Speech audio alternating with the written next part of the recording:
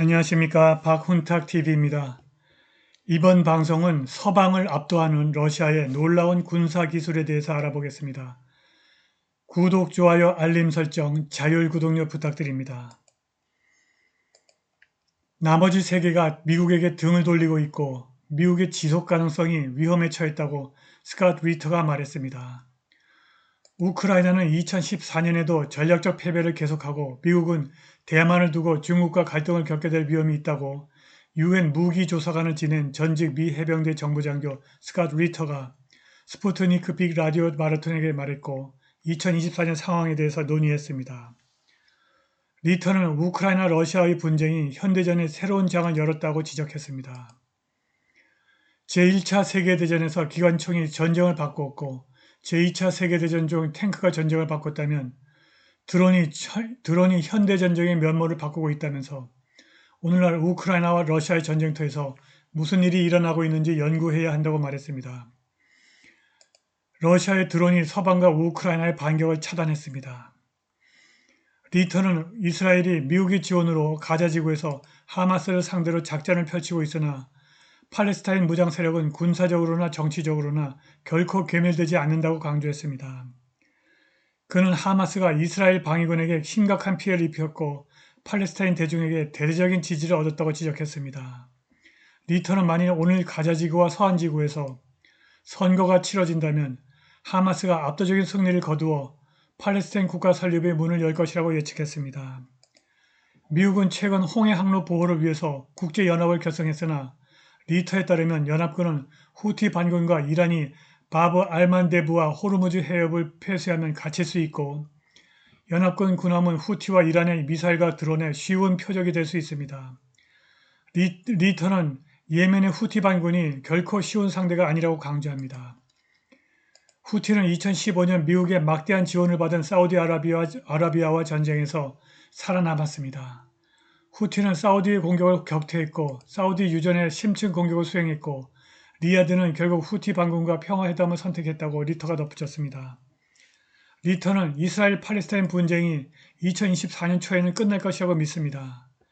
리터에 따르면 2024년 대만 섬을 두고 미국과 중국이 충돌할 경우 인도 태평양은 전쟁터로 변할 수 있습니다. 그는 2024년 1월 대만 대통령 선거에서 친미 집권 민주진보당이 승리하면 중국과 미국 사이에 갈등이 발생할 수 있고 이는 글로벌 시장에 극적인 결과를 가져오고 세계를 경기 침체에 빠뜨릴 수 있다고 믿습니다. 문제는 미국이 중국이나 러시아와 전면전을 벌일 준비가 되어 있지 않다는 것입니다. 리터에 따르면 우크라이나 분쟁은 미국이 기술 우위에 있다는 생각이 크게 과대평가되었음을 보여주었습니다. 러시아 우크라이나 분쟁이 러시아군의 높은 회복력과 민첩성으로 고기 분쇄기와 소모전으로 바뀌었다고 리터가 지적했습니다. 리터에 따르면 러시아군은 대규모 전투에 참여하고 손실을 대체할 수 있는 세계 유일의 군대입니다. 리터는 미국이 소모전을 벌일 수 없다면서 워싱턴이 탄약과 무기 비축량을 신속하게 보충할 능력이 없다고 언급했습니다. 우리는 인력을 신속하게 징집할 수 있는 시스템이 없다고 리터가 말했습니다. 미국의 젊은이들이 미국의 현대 군대에 환멸을 느끼고 있어 충분한 병력을 충원하기 어렵습니다. 지정학 분석가이자 전직 미 해병대 장교 브라이언 베를레틱은 서방이 실전에서 이제 결코 러시아의 기술적 우위를 넘을 수 없다고 말했습니다. 베를레틱은 미국과 동맹국들이 대공방어와 전자전을 포함한 국방기술의 중요한 분야를 수십 년 동안 무시했다고 지적했습니다. 21세기에 미국이 주도하는 연합군은 이라크, 아프가니스탄, 리비아, 시리아에서 게릴라 전사나 소규모 군대와 싸우는 전쟁에 초점을 맞췄습니다. 베를레틱은 이러한 초점이 보다 전문적인 군대와 경쟁할 수 있는 서방의 능력을 손상시켰다고 말하면서 미국이 북아프리카에서 중앙아시아에 이르는 개발도상국의 실패한 국가의 비정규 세력과 싸우기 위한 기술과 전술에 집중하고 있다고 지적했습니다.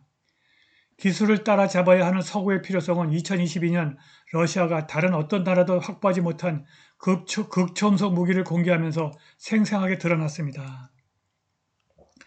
러시아 국영 방산업체 로스텍의 CEO 세르게이 체메초프에 따르면 러시아의 이러한 역동성은 러시아의 원거리 센서를 부착한 슈퍼캠 탄약 개발에서 잘 드러났습니다.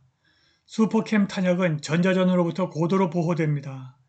베를레틱은 러시아가 이 부문에 대한 수년간의 집중 투자로 무기의 질뿐만이 아니라 양에서도 우위를 점하게 되었고 우크라이나 군대가 매일 직면하는 문제를 더욱 복잡하게 만들었다고 지적했습니다. 러시아는 슈퍼캠 기술을 완성하기 위해 수십 킬로미터 떨어진 곳에서 우크라이나 드론을 탐지할 수 있는 첨단 레이더 시스템을 개발했습니다. 러시아는 또한 전투에 사용할 새로운 원격 조종 지상 차량을 테스트하고 있습니다. 이러한 무기들은 궁극적으로 드론만큼 전쟁을 크게 변화시킬 수 있습니다. 이러한 차량으로 러시아가 소중한 인력을 잃지 않고 우크라이나 장갑차와 요새진지를 원격으로 파괴할 수 있다면 러시아는 인명 손실 측면에서 더 낮은 비용으로 더 공격적일 수 있다고 베를레틱이 말했습니다. 로스텍의 체메초프 CEO는 미국 아브람스 및 영국의 챌린저 탱크에 대한 대응으로 개발 중인 러시아의 아르마타 탱크에 관해서 언급했습니다. 그는 아르마타가 이스라엘의 덩치만 큰 메르카바 탱크를 능가한다고 말했습니다. 베를레틱은 서방의 주력 전차들이 크기와 무게 때문에 어려운 지형에 대처할 수 없고 러시아 대전차 무기로 인한 높은 손실을 감당할 만큼 수량이 충분치 않다고 지적했습니다. 수량은 러시아의 군사력을 나타내는 강력한 지표입니다. 방산업체 로스텍의 CEO는 실전 배치되는 5세대 전투기가 매년 거의 2배로 늘어나고 있다면서 러시아의 포탄 생산량이 2021년에 비해서 약 50배 급증했고 보병 전투 차량 및 기타 장갑 전투 차량의 생산도 무려 5배 늘어났다고 말했습니다. 체메초프에 따르면 러시아는 현재 2021년에 생산한 탱크 수의 7배를 생산하며 이 분야의 글로벌 리더가 되었습니다. 베를레틱은 서방 집단은 반대 증거가 점점 늘어나고 있음에도 불구하고 여전히 정치적, 경제적, 군사적 측면에서 자신의 전면적인 우월성을 굳게 믿고 있다고 말했습니다.